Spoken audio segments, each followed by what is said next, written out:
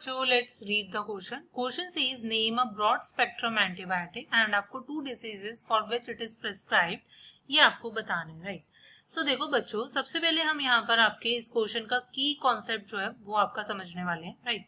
सो की कॉन्सेप्ट की अगर मैं बात करती हूँ, सो की कॉन्सेप्ट आपका बेसिकली लाई करेगा फर्स्ट आपका एंटीबायोटिक में, right. So if I talk about antibiotic की, सो एंटीबायोटिक्स क्या होते हैं, ये बेसिकली अगर मैं बात करते हैं तो ये ऐसे सब्सटेंसेस होते हैं जो बेसिकली आपके यूज होते हैं इन ऑर्डर टू, जो आपके बेसिकली क्या होते हैं, यूज होते हैं against bacteria, right, against bacteria causing diseases, right. जो बैक्टीरिया कॉजिंग डिसीजेस होते हैं उनकी अगेंस्ट आपके क्या होते हैं, यूज होते हैं. क्लियर. उन्हें हम क्या कहते हैं, एंटीबायोटिक्स कहते हैं.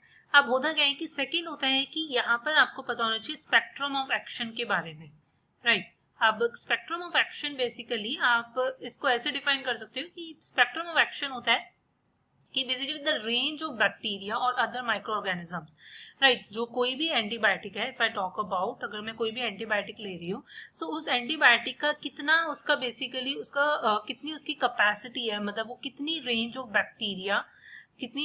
बैक्टीरिया और या हमारे पास क्या है, और अदर माइक्रो ऑर्गेनिजम्स को बेसिकली अफेक्ट कर सकती है, अदर माइक्रो ऑर्गेनिजम्स को बेसिकली अफेक्ट कर सकती है, उसे हम क्या कहते हैं, उस बैक्टीरिया का स्पेक्ट्रम ऑफ एक्शन. सो उसी की बेसिस पर हमारे पास क्या होती है, दो टाइप की एंटीबायोटिक्स हो जाती हैं. एक होती है हमारे पास ब्रॉड स्पेक्ट्रम और एक नैरो स्पेक्ट्रम. बट हमें यहाँ पे बात सिर्फ और सिर्फ ब्रॉड स्पेक्ट्रम एंटीबायोटिक की करनी है. सो हमारे पास जो ब्रॉड स्पेक्ट्रम एंटीबायोटिक होती है, सो ये एक ऐसी एंटीबायोटिक होती है जो बेसिकली आपकी इनहिबिट करती है या किल करती है वाइड रेंज ऑफ ग्राम